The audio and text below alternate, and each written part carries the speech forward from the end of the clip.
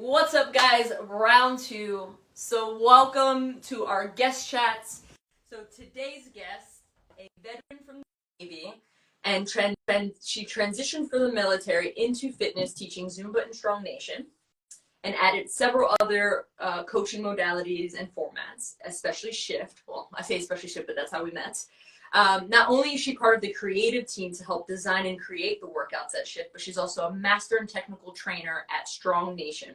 She's married with two small, tiny humans. I don't know if they're small. They might be a little bit bigger, but tiny humans. We met Rachel on the set of recording for Shift's new workouts that will be coming out next year, and maybe some later in the year. And her vibe and energy are both super warm and fun, and we are super excited to have her on as our first guest. We're excited, Rachel. Welcome to the live. So hopefully it'll work this time. Come on board. Did it work? Mm-hmm. Can we do it? Oh, here we go. Moment of truth.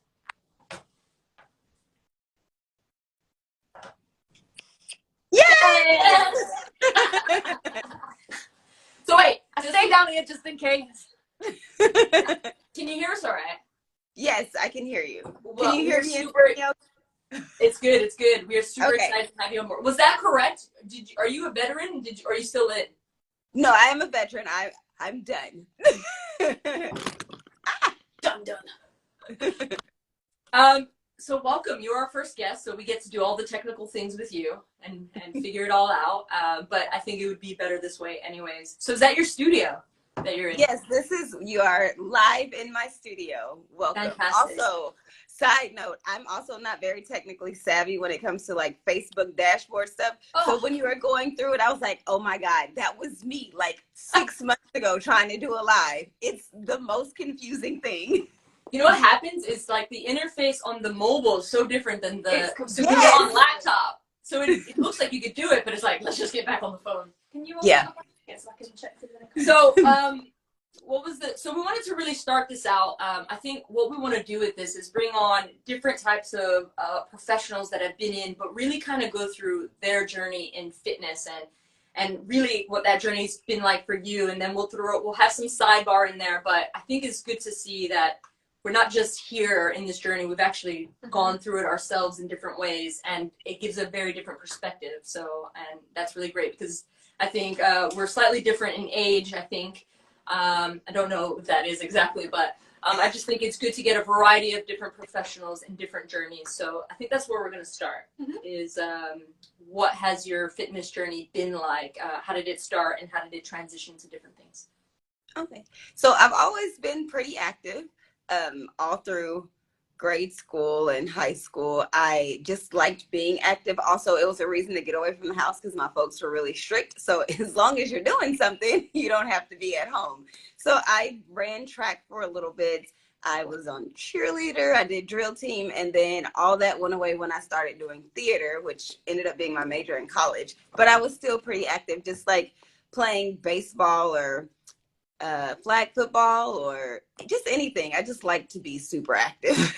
Yeah. And then I discovered a love of lifting weights. And so I started doing that in college.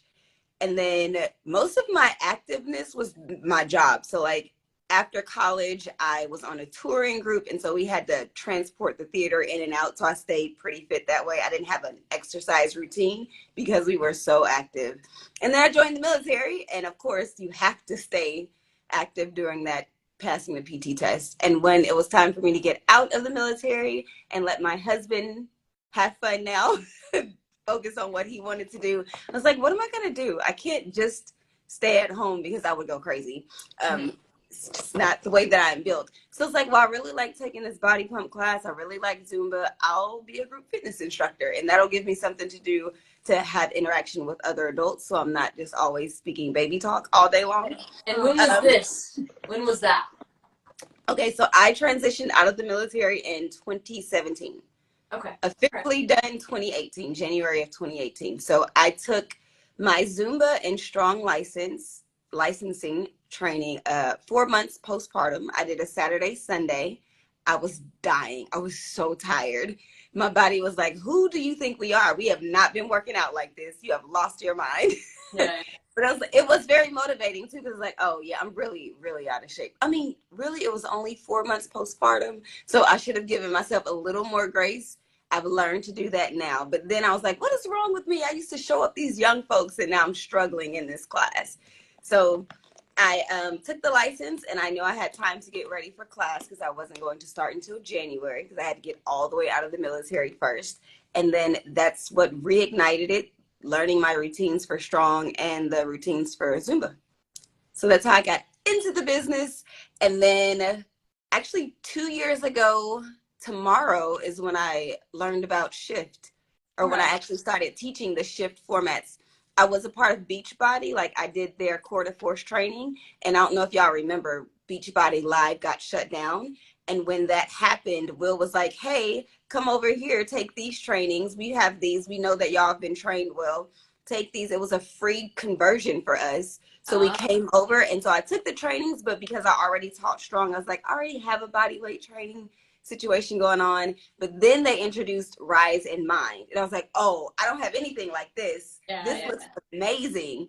And I was super lucky because they launched the podcast at the same time, and they were doing that. If you leave a review, you have a chance to win your trainings for free. And I got my trainings for free. So like, I came to the phone. I don't even know if Will realizes that like I haven't paid for any shift trainings. Like I came in and like got the free thing from Beachbody and then won. And now like, then he's like, hey, you want to come and do create some workouts for us for mind and lift? I was like, yes, please take me. Please take me and let me do these things.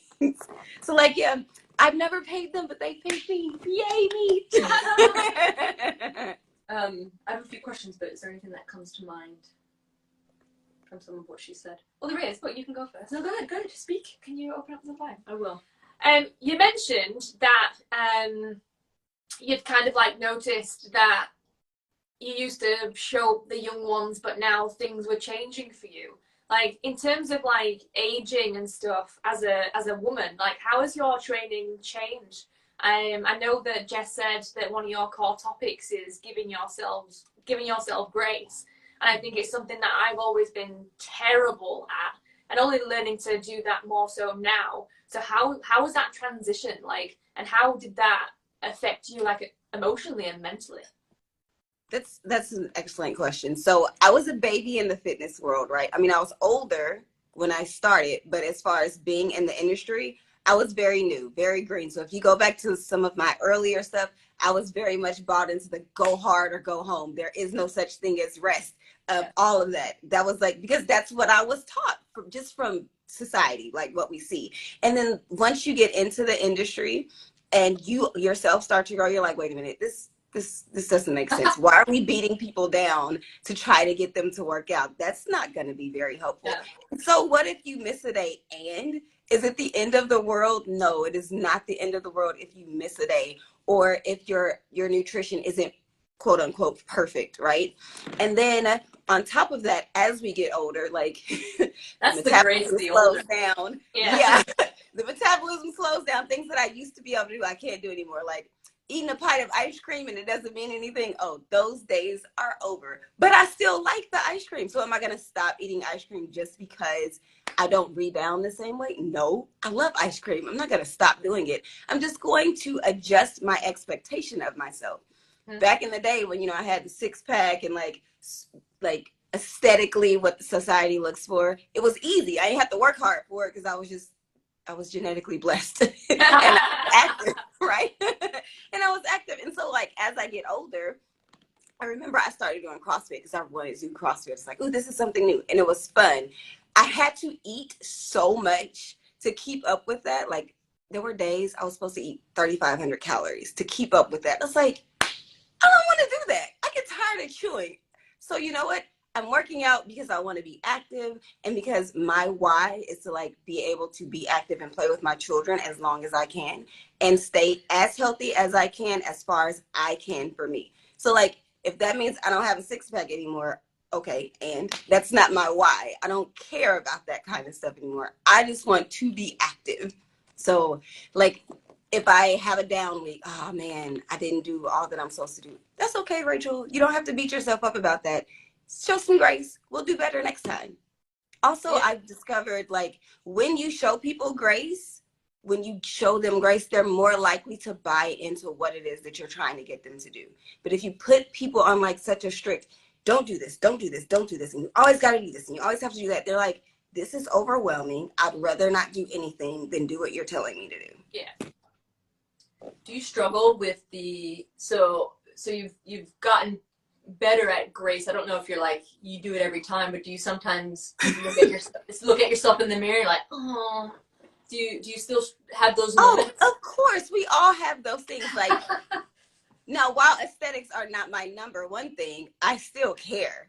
Yeah, all I right. just don't care in the same way. So before, I hope your listeners are okay. So I'm a part of the itty bitty titty committee. Like they're small. They're never gonna be big. They were bigger when I was like breastfeeding, and then the children sucked them all away. So even where I was is not where I am now. So like it is a thing with me to like I'm used to having a smaller belly because my breasts do not sit out there, right? It's a thing that's just like a me thing.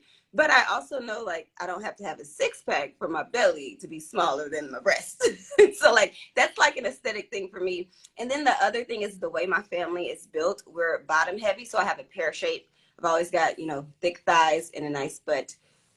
According to me, a nice butt. Not everybody wants that kind of butt, but for me, a nice butt. So like when I'm working out super hard, if I'm training really hard, it tends to go away and I'm like, oh man, I want that back. Like more squats, more lunges, please. So yeah, everybody's got those things. I'm just not really hard on myself about it. Yeah, that's one thing that I think I struggle with that. Yeah. The grace. So I think our journeys are our journey's a little bit different. Group X is not where I got my start. I've been coaching and training more on the PT small group since about 2012. So this is actually my first Group X year. So, so it's. I mean, some of it's like lift is like home for me, right? But mind is I'm obsessed with mind. I've gotten to this new kick because before I used to crush myself 2-a-days, very strict on food. Now it's more so about how can I live to 120 and thrive. Really is the goal, and it's long term. It's fitness. It's being gentler. It's the stretching. It's all that stuff now that matters. Whereas before that wasn't like that. Even my coaching is very different. It used to be like crush some souls, like like you know what I mean. And so now it's kind of like I do have grace more with others than even myself. I would say. I think that's a fitness professional thing. We are much more graceful to others than we are to ourselves. Because Sure. I'm like you. I'm like, go hard or go home, right? Because that's what was embedded in me. And so when I saw mine, I was like, okay, I know that I need to be doing this, right? We all know that we need to stretch. We all know that we need to focus in on our mobility, but we don't do it. Like, no, we want to go and like be pouring sweat whenever you go work out. Yeah. So when I saw mine, I was like, one, this is excellent, right?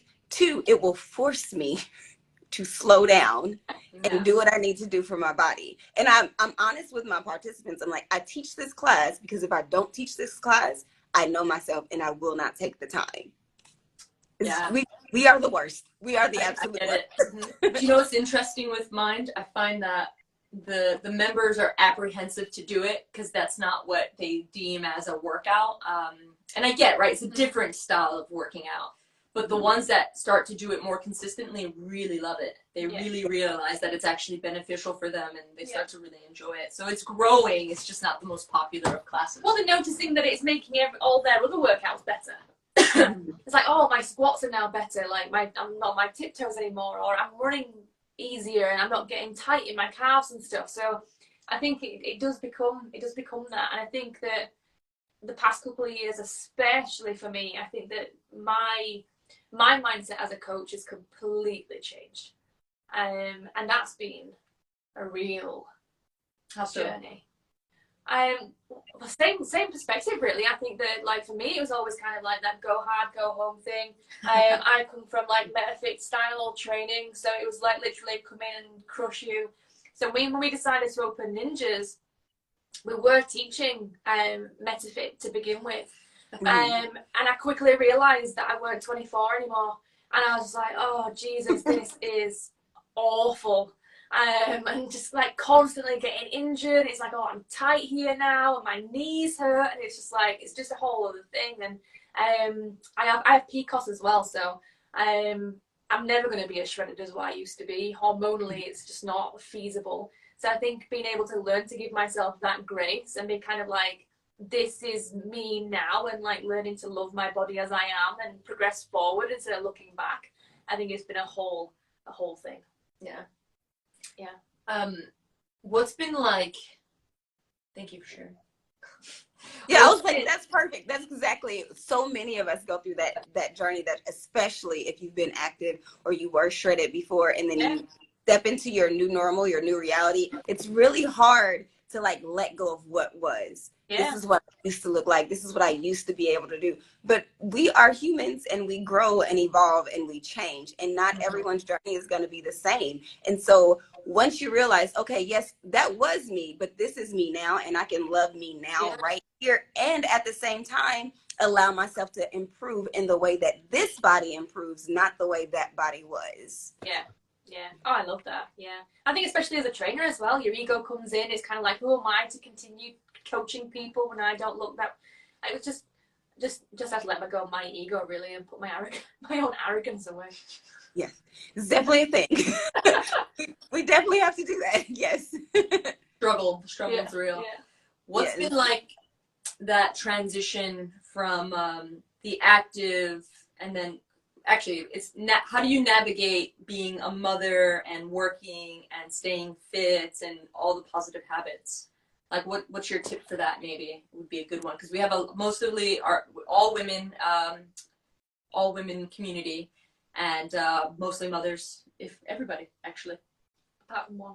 Oh, apart from one. Yeah. So that is something that comes up. What's been your transition with that, and what do you recommend? What's one of your tips for that? Okay, so this might not be what people are used to hearing. That's fine. It's good. This is the reality. It will never all be balanced. Yeah. It will never all be. That is an unrealistic expectation that we put on ourselves, that everything will be perfectly in balance all the time. It just will not. There are times when I shine as a wife. I am the best wife in the world. And there are times when I am not. There are times when I shine as a mother. Everything is falling into place. We've got dinner time at the same time every night. We've got homework that we're doing. We've got play dates. And then there are times when that is not possible. And it's because there are different seasons in our life. And so when you give so much of yourself to the different roles that you're doing, you start to neglect your own self, right? Yeah.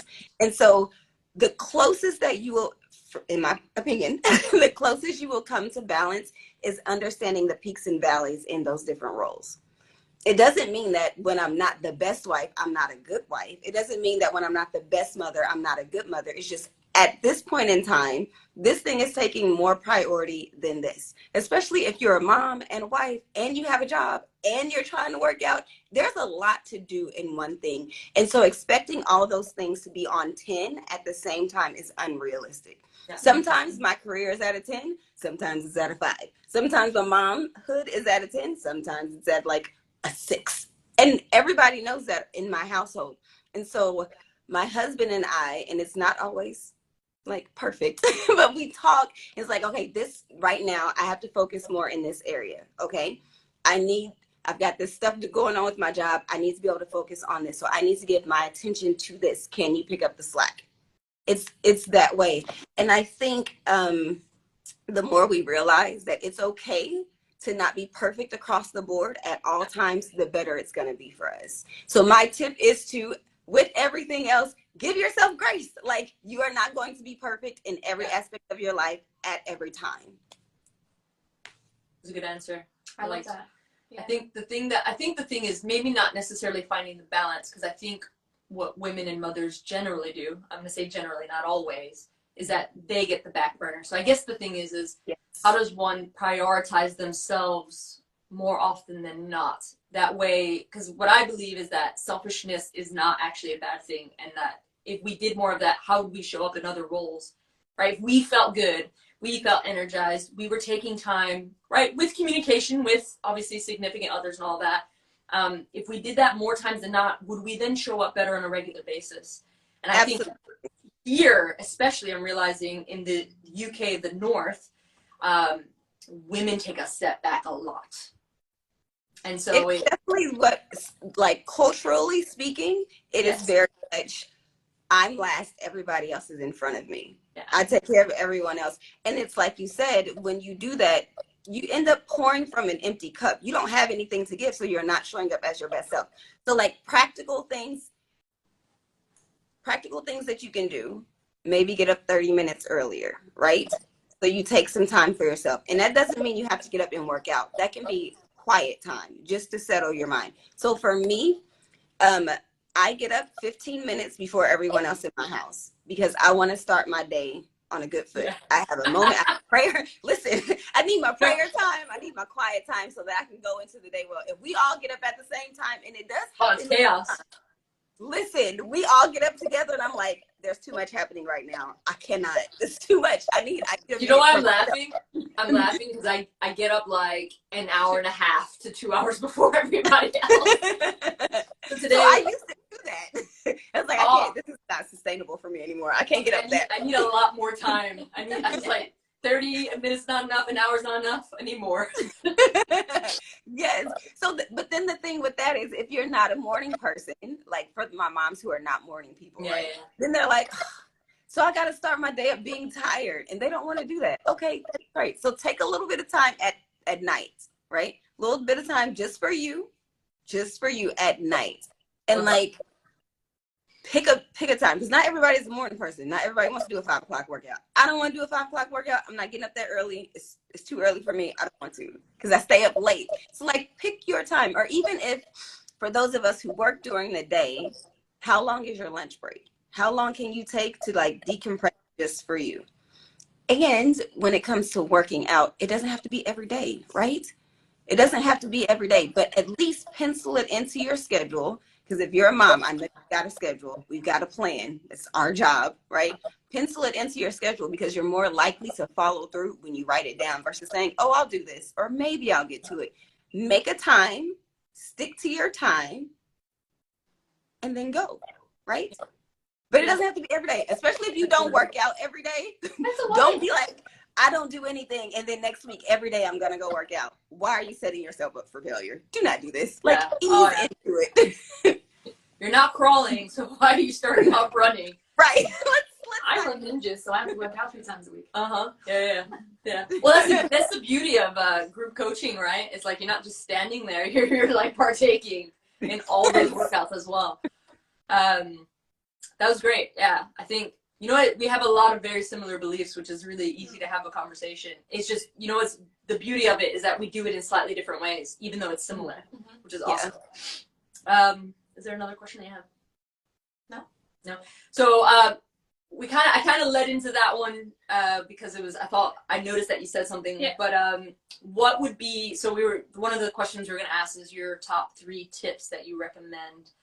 That was obviously a really good one about penciling it in and prioritizing self, and whether that's a little bit earlier or a little bit later or even in the middle of your day. I think it's crucial, necessary. I think I wrote a post about this not too long ago. You time. Yeah. I was doing a little dance in the gym last night. Well, so you have to, or you get cranky. Oh yeah, I get super cranky if I don't. Is there another like top tip that you have in terms of like whether it's health, wellness, lifestyle, mindset stuff that you recommend? Don't be afraid to fail. Right? We are not going to be the best at every single thing, and that is okay, right? Yeah. And this is a growth point for me because I am a perfectionist. I am a recovering perfectionist, right? I want to be the best, and what I discovered is wanting to be the best hindered me from trying new things or different things or things I didn't automatically know that I would be good at. And so I missed out on a bunch of experiences because, oh, that looks scary. I don't want to try that. I might not be good at it. But once I let go of that and recognize that failure is a part of growth, then that allowed me to go different. Like I would have never taught a mind class before, like or taken a yoga certification. That ain't my jam. I want HIIT workouts. I want to beat myself down, right? But this looks interesting. Maybe this would be something that I could do, you know? It's just stepping outside of your comfort zone. And I know it's so cliche, but really getting comfortable with being uncomfortable. So that would be my second thing, is just don't be afraid to fail. It's okay. It's okay to try something and not be great at it. Yeah. But keep trying. You never know. It might grow on you. It's an important lesson to reiterate over and over and over, because the thing is nothing that we start that's new we're good at. Yeah. I mean, unless you're like gifted by the gods, you know what I mean? But like most things that are important and that require a bit of time, we perfect over time. Like the reason why squats are easy for some of us is because I've literally been doing them for like multiple times a day, multiple times Yeah. for the last decade, right? So, and this is why, like, this is the confidence that I have with certain things, but I was so nervous to do my first mind class. Oh my God. I was like, there's 30 moves. I'm not going to remember them all. Like, I was freaking out. And it's because I've been in the industry forever, but it was different and it was new and I was super nervous. And one of the things is that, like, I really don't care how you start as long as you try and you take your time and you put effort into it and you show up. Showing up's half the battle. Absolutely. 100% agree. What's that last one? What's that one more? If you had to, so you said taking you time, prioritizing self, don't be afraid to fail was your next. What would be one more? This was like the third thing that you leave for people to know. The third thing, ask for help. Oh, Ask for another help. good one. Yeah. Ask for help. Yeah. Me too, friend. Me too. But seriously, ask for help. Yeah. There is someone in a class with you right now that may have the same problem that you have, and they're waiting on you because they're not ready to be that vulnerable. They're waiting on someone else to say that thing that's going to open the door for them to feel comfortable with doing it as well. And the thing is, like, asking for help is not a weakness. It is showing strength. It is acknowledging that you need assistance. I cannot do this all by myself. And that's fitness. That is like parenthood. It takes a community. It takes a village, right, to do all those things. It's okay to ask for help. That will also keep you from burning out, right? And that keep from pouring from that empty cup. It's okay to ask for help. Just ask. Someone is out there ready, willing, and able to help you. You just have to ask. You heard it, ninjas. Don't be afraid to ask for help.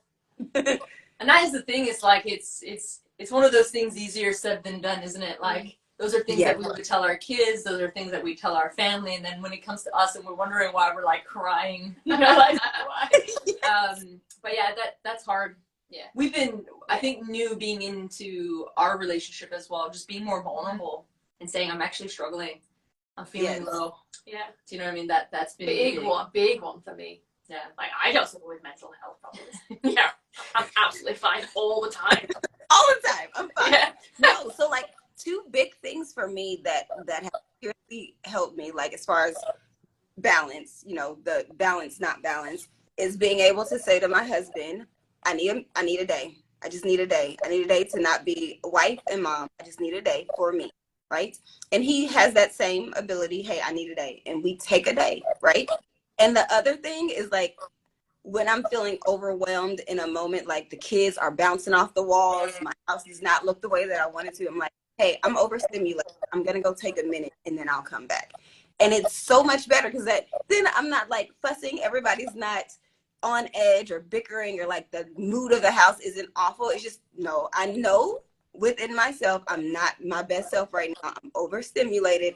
Let me take a second and then I can come back. And it took a long time to get there. It did. It wasn't like an overnight thing where I automatically knew I needed to do this. Like therapy helps, right? Yeah. Recognizing that you need those kinds of, asking for help, like recognizing that you need that kind of help. That's made a world of difference in how I interact. Very cool. Question? No? She's awfully quiet. She's usually got like questions, so this is shocking. What? Shocking. I have questions if I need to prompt. I don't think that I do. I think that lots of things have been covered. I think that there is no questions. I think that the last question really, and to just summarize the whole live stream, where are you going next? What does your next level look like? Oh, my next level. Oh goodness. I'm actually still building in what I'm doing now. So moving from just being, from being a group fitness instructor to being on the leadership team with Strong and then having this opportunity for content development with Shift, that has been my next level. So right now I'm still in the midst of developing that. So Shift, it will be a year doing that at the end of this year that I've been doing content development. And that's an area I was like, when I started with Strong, because they do content development as well. Oh, I'll never do that. I don't, that's not my area. Just give me the choreography, let me regurgitate it to other people. And so when Will was like, hey, would you like to try this? You know what, let me stretch out a little bit. Let me see if I can do something like this. So I'm still in that growing period with the content development. I think it'll be okay to say. So I've only been doing Lift in Mind for content development, and he recently gave me a shift to do. So that's something new for me. So still growing in that area is what my next level is. Very cool. I had a question before you shot that last question. So that's our secret question to end, to end everything. What's your next level look like? Because I think that's the basis of what we want to teach and bring to women is thinking of their next level and reaching towards that mind, body, soul in different kind of ways, right? But I think that's a good place to end because my question was going to be like, what's your favorite style of training? So it's not as deep. Right? It's all like not as deep to end on. Because I think it's important. Like we've all got our own little things, and I think it's just like, what have you found to be the most beneficial for you? At least, right, I guess, in the season that you're in now. Yeah. So the most beneficial to me actually has been weight training, because as we get older, bone density, right, and then like just being a lot of activities of daily living is built into weight training, like the squats and the lunges and the twisting moves. All of that is built into weight training. So that's been the most important for me, is to be consistent with that. And then because you want to give a little wrap up, I do want to say, and I briefly mentioned it, is as you're going, for the ninjas out there, as you're going through your fitness journey, and I know we talked about aesthetics because we do care, right? But I want you to think about what exactly your why is. When you deconstruct it down to the very base, and like Jess was saying, she wants to be able to be functional until she's 120 and thrive. What your why is. Because I think a lot of times we get so stuck on, I gotta be motivated, right? I gotta be motivated. Mm-hmm. No, commitment will outlast motivation every single time. And so when you discover what your why is, right, and you're committed to fulfilling your why, showing up for yourself becomes a lot easier. For sure. I love that. Yeah. Yeah. So we've been talking a lot about this because we're taking ninjas to the next level. We've never wanted to build just a fitness thing. There's plenty of that. We wanted to create a community where we could come together and do different things and grow together for women specifically. Because we just think while it's great to have a variety of that, it's really good to have like that crew that you can trust and you feel comfortable with, especially in the fitness world. There was sorry, I've got a little bit of squirrel mind, but one of the things that I wanted to ask you is how do you view the power of community? Because I know that's something you said is really important to you, because that's one thing that we want to really hone in on with ninjas is bringing them together. And what are your views on community and how important is it? It's one of the reasons, like one of the main reasons that I gravitate towards group fitness, because you get to build that community. And it extends beyond like the walls of the gym, right? You get to know your people more. And when you know more about people, care more about them. So like if they're struggling in an area, you know about that, and so you can connect with them on that level. And when you buy into that, when you have that kind of connection, then when they come together for fitness, it's just like friends getting together to support one another. But when you know like about their life, like this person, like you're saying, most of your participants are mothers, so then you have a different insight versus somebody who just comes in and then they leave, right? People show up for you when they know you care about them. And so for me, I don't just want you to come to my fitness class. I don't want you to just come get a workout.